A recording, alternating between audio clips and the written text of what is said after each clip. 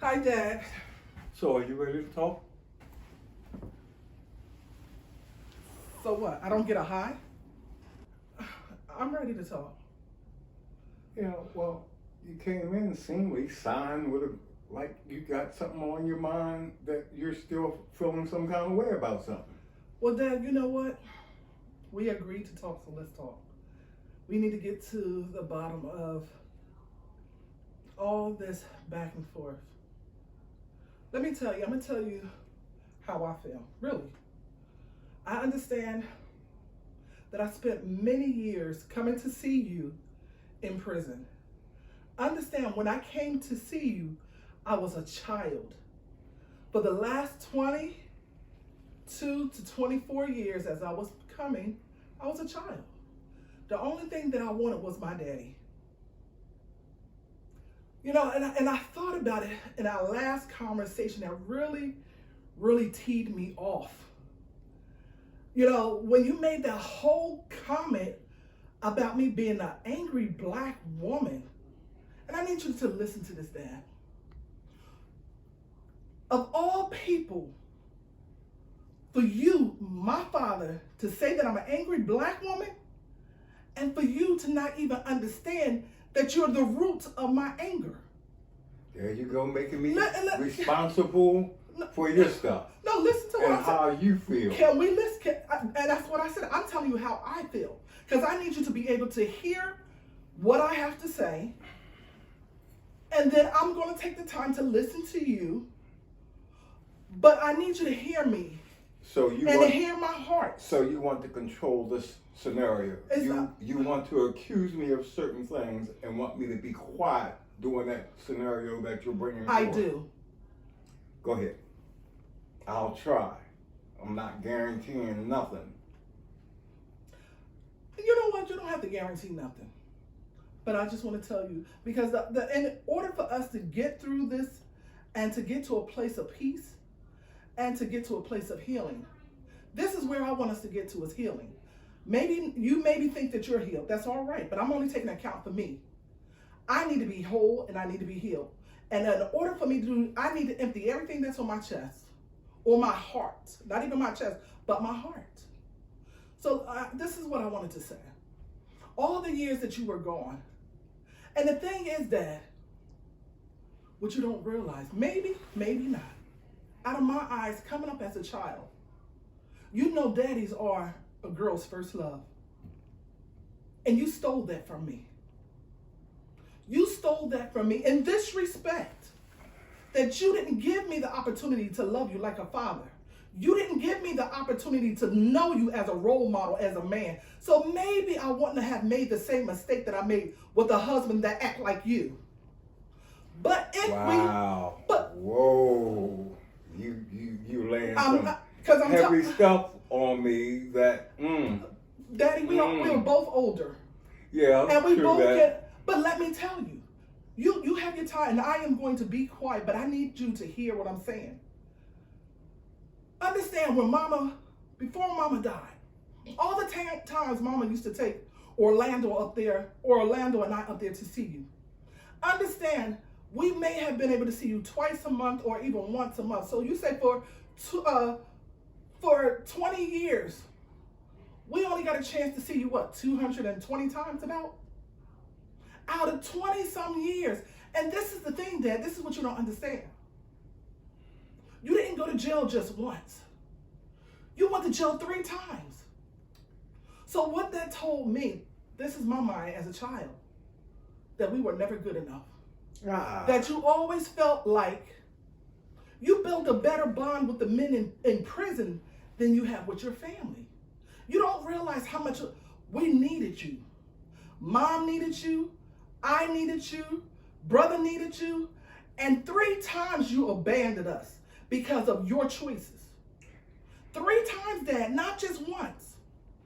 Not just twice, but 3 times you did it, Dad. So that to me told me, what is wrong with me? Many times I heard Mom cry. Many times I heard her cry and weep for you. Because the man that was supposed to protect her, the man that was supposed to protect me, was not there. I have a question for you. because you're laying all this on me. When did you come to this conclusion of all this? That doesn't matter. Yes, it does. No, it doesn't. Because all the times that you came down and visited me as an adult and we talked about many of things, what made you not share what you're sharing with me now? Because one, when you are with someone only for about an hour, you don't want to waste it on being mad and angry. You want to get that time spent feeling joy, happy.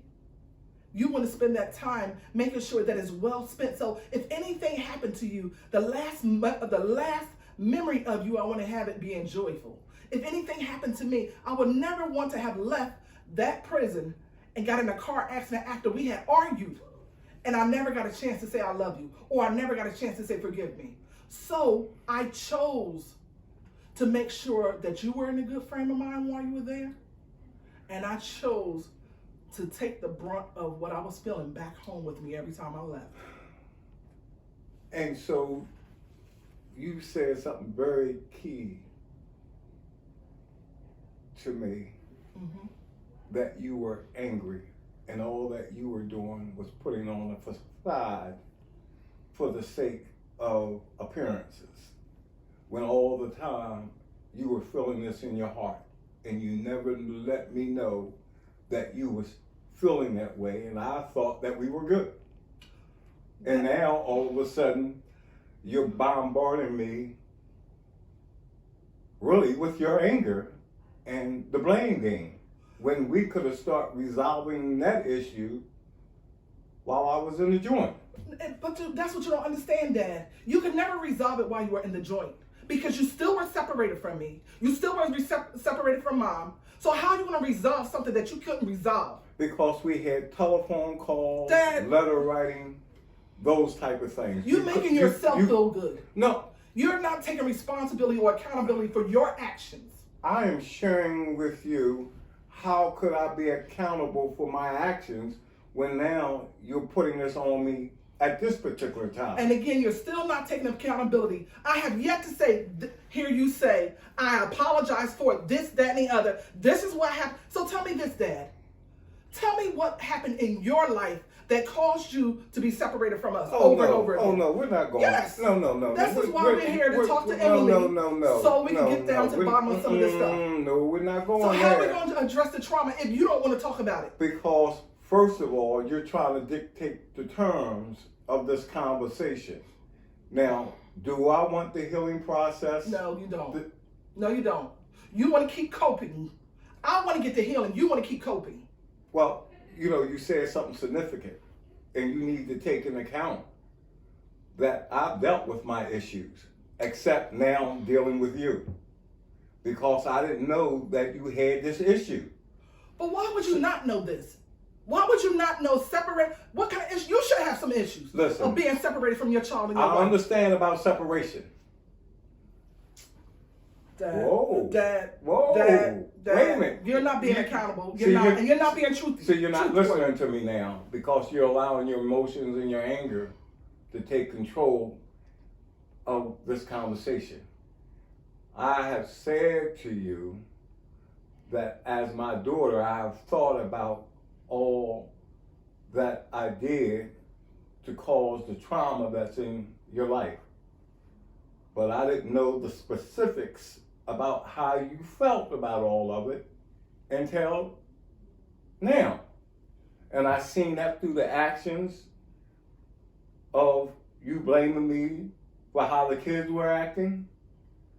You've been blaming me since I've been home about different things that I had no clue that was the way you were feeling about stuff. How is it that you so easily remove yourself from a situation and you keep talking about me putting a facade on? But understand. Remove? Yes, you are so removed from this whole family. You don't know what intimacy of a family is, because you've been away so long that you are clueless as to what it means to be a father, what it means to be a husband, or to be anything but what you are. And I'm trying to tell you, and you don't even empathize with what I'm saying. You think I put on a facade, but I didn't. What I did do. Because you're coming off very strong to me right now. So you're not really listening to me, nor giving me the opportunity to really share how I really feel about the situation, because you keep on laying blasting me with all these different blame games that you're putting on. I'm not, you haven't even let me finish. Finish. But I know it's more of the same old thing. Well, I'm glad that you think it's the same old thing. In order to heal, you need to address those things. You said that you apologized for the things that you did. You can't even tell me what you did. Can you tell me what you did? Oh boy, you keep on going with these different routes at me. And so, first things first, is this about you or is it about me and what I did? It is about us. Well, you're not coming off as such. It is about us. Okay, if it's about us, then let's specifically deal with your healing. What you think I was doing, Dad? What were you doing? What were you doing? Tell me what you how do you see this going? Well, tell me what this conversation should look like to you. Well, first of all, you need to come not with your emotions, although that is an emotional situation, but at least inform me that there are some issues that's been on your heart that you need to talk to me about, so that I can then say, well, what's going on? Let's talk about these issues. What do you think we're doing at Emily's office to do that? I see you confronting me about your anger and not about issues. My issues are stemmed from anger, Dad. My issues are stemmed from the anger, Dad. My issues stem from your abandonment. My issues stem from you leaving us. My issues stem from every night that I heard Mommy cry. My issues stem from you.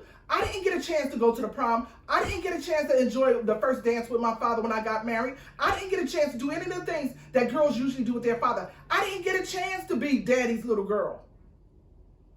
That is my issue. My anger comes. This is what you don't understand. When I said you're the root of my anger, you won't even be an account. You won't even take an account for that.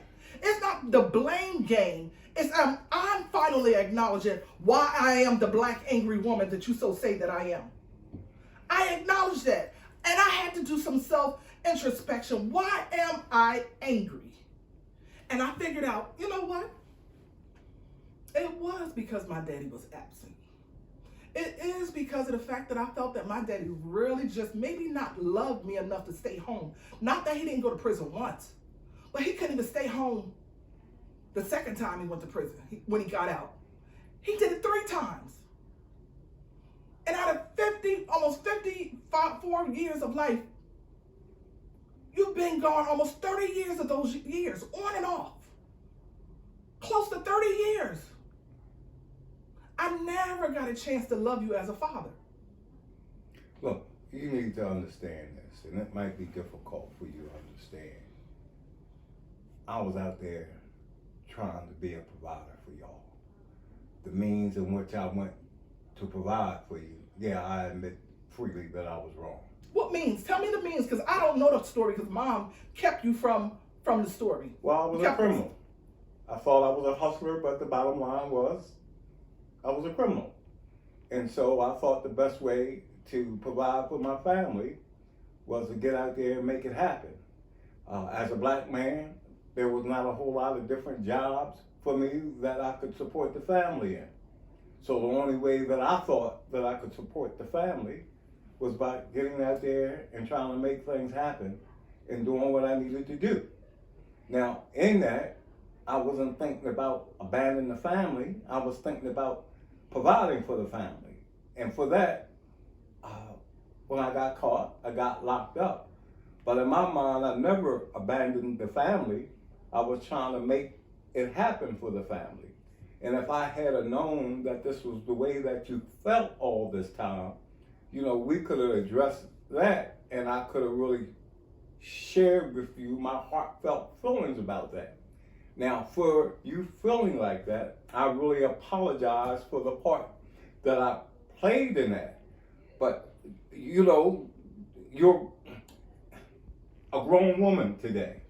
And there has to be a way that you and I come to a happy medium of wholeness in dealing with this process, rather than your accusatory ways that you're presenting at me right now, because you're causing me to shut down, and I don't want to do that with you. You know what, Dad? Okay. You stay where you are. What do you mean by that? Stay in the place where you are. I'm not sure what that means. I'm gonna let, maybe Emily can talk to you. Maybe she can share some light on the situation, possibly. So I'm gonna remove myself, and I'm gonna let you talk to Emily, and maybe we'll come back around again and revisit this as a family, and maybe we can make milestones. Well, who's gonna talk to you? You know what, Dad? You know what? It just doesn't seem like I'm gonna get through to you at all. So this is why we're doing therapy. So. Are you all ready for me? Yes, come on in, Emily. You know what? I'm done. You can take over for this.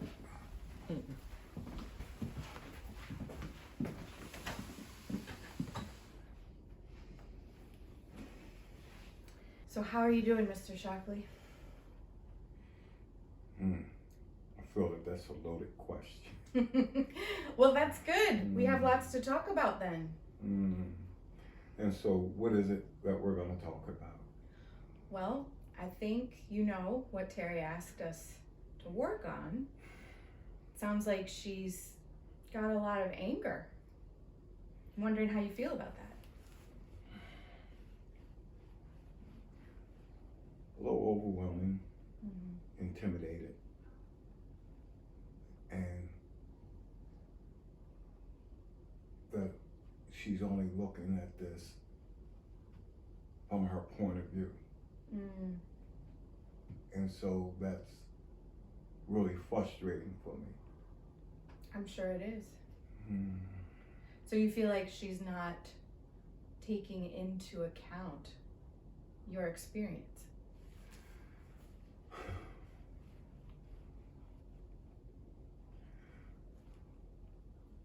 I think all that she has done has her own cut, marred as it is, because there's things that she doesn't know about the situation. She's not operating from a factual point of view. She's, in my thought, is just operating from an emotional point of view. So that's real difficult for me to deal with, because the last thing that I want to do is deal out of my emotions. I know where that takes me at, and I'm trying to keep it at a level pace. But tell me where your emotions take you.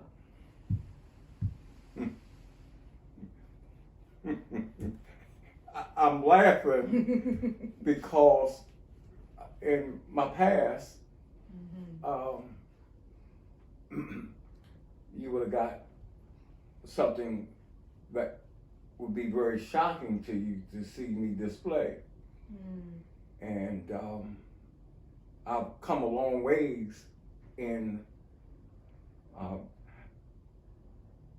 making sure that I'm under control and not allow other people's feelings to dictate to me how I'm gonna respond to them. Okay. But with my daughter, it's altogether a little bit different. It really is, and this is an altogether different emotion that I'm dealing with because of her. Well, and you're probably not used to seeing your little girl be angry with you. I didn't think about it in that regards, because I wasn't seeing her as my little girl when she was,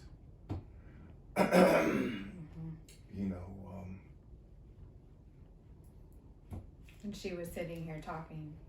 Yeah, it really, I didn't know how it was affecting me until now. Yes, I'm sure it was really uncomfortable. And you used the word cut earlier to describe what her words felt like. And right now, I actually feeling a little angry, and I'm not sure if it's because of her or me. So, something about anger is that it tends to be a secondary emotion, right? That sometimes there's a more vulnerable emotion underneath of it. Like what? Maybe fear or sadness, loss, grief. Anything resonate with you? It might be all of them. All of the above. Sure. I'm laughing, but you know, Sure. it's a laugh of relief to a certain degree, but also, man, got some work ahead of me. Yeah, we do, and we're gonna work on it together, right? So, I'm wondering, what would you like to see happen in your relationship with Terrie? What would you say is your goal?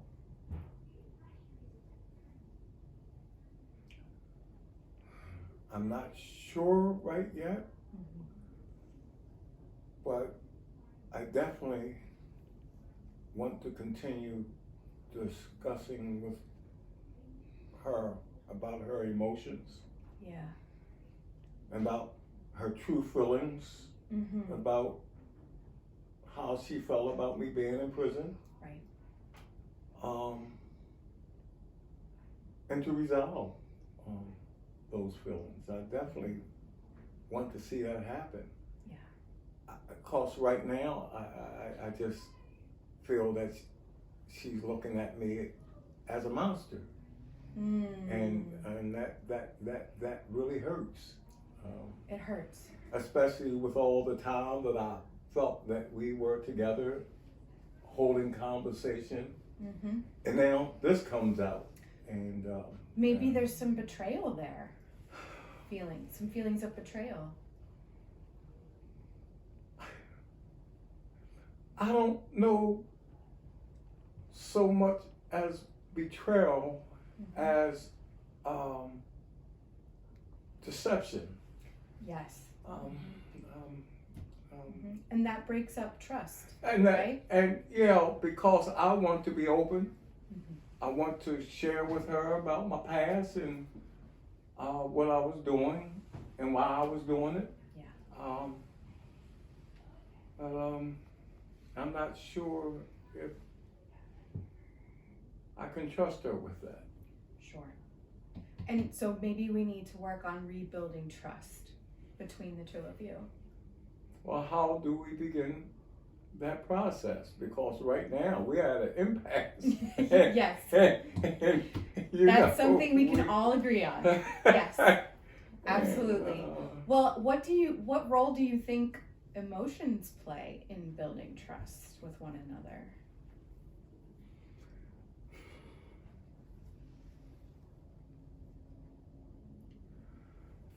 Well, for me, I think about positive emotions. And there has to be a sense of security on my part to know that she won't take what I say to her and use it against me. Exactly. So because if that happens, Then what?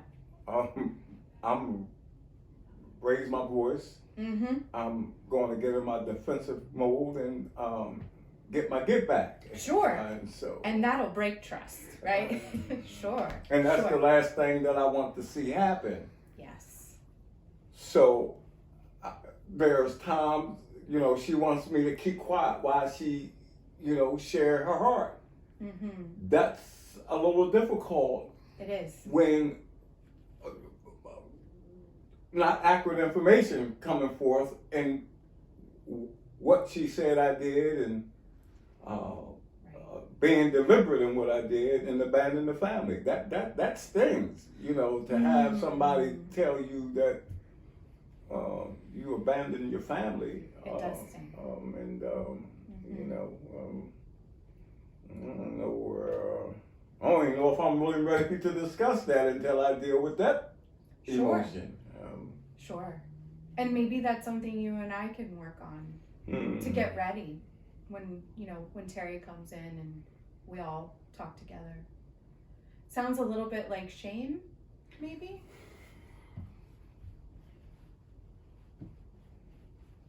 First time that word popped up. That's a hard one. That's a tough one. Well, here's what I know. That I had to put on this front all these years. Right.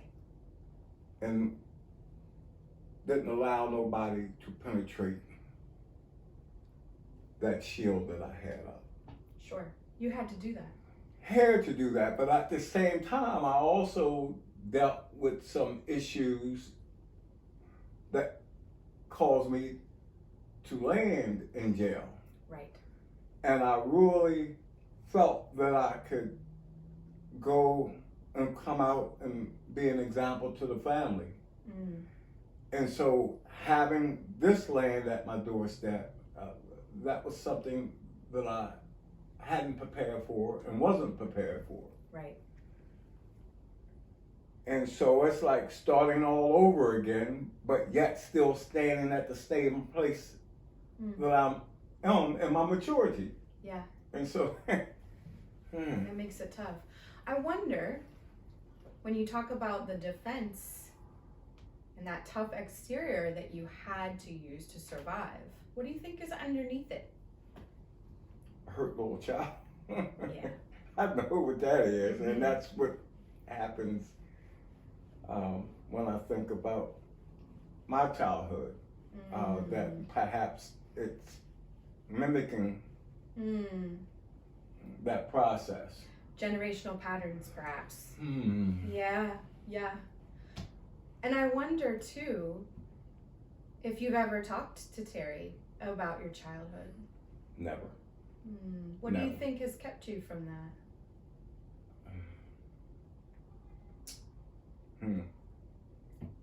Shame. There we go. Yeah.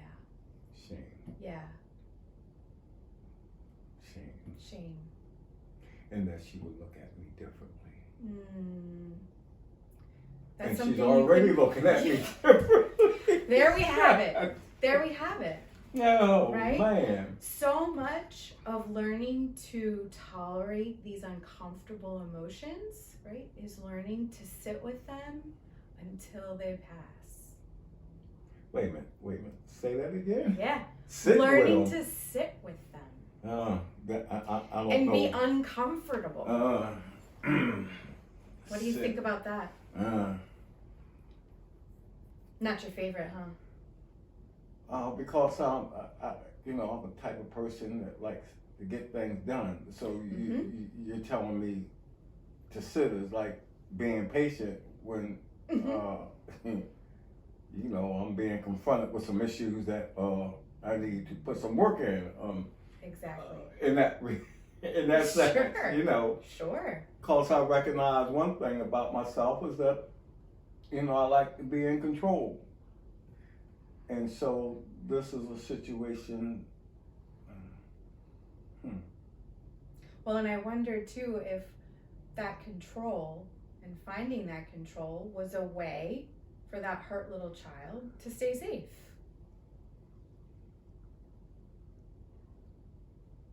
Yeah, perhaps. Perhaps. Yeah. It might have been a survival skill for you Yeah. for a long time. And it's not that I want to be guarded. I want to be open. I want to Sure. be able to communicate with my daughter. Right.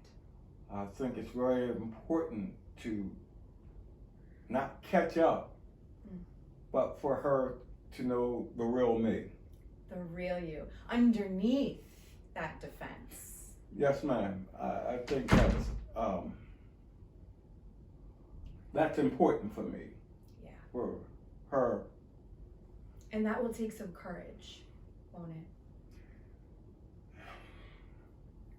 Courage. I have courage. Yes, you do. Yes, you do. Do you think you'll be able to let Terrie see some of that hurt little child?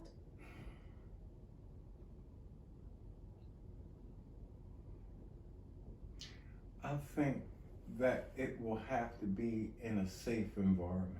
Absolutely. I'm not sure if we can, on a one-on basis, cause every time we get in the conversation, we get, it get heated. Things get heated, yeah. And so, I need help. I know I need help, and for the sake of my daughter, and for the betterment of me. You know, I definitely want to explore. I'm glad to hear you say that, Mr. Shockley, because this is for you too.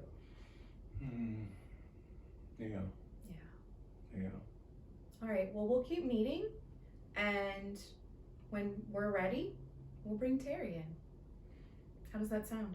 Well, Doc, I appreciate that you have given me a safe environment without being accusatory. And you've hit on some notes that some things to think about, huh? Oh, most definitely. And so just that alone makes me now interested in going further with this. That's good to hear. Yes, ma'am.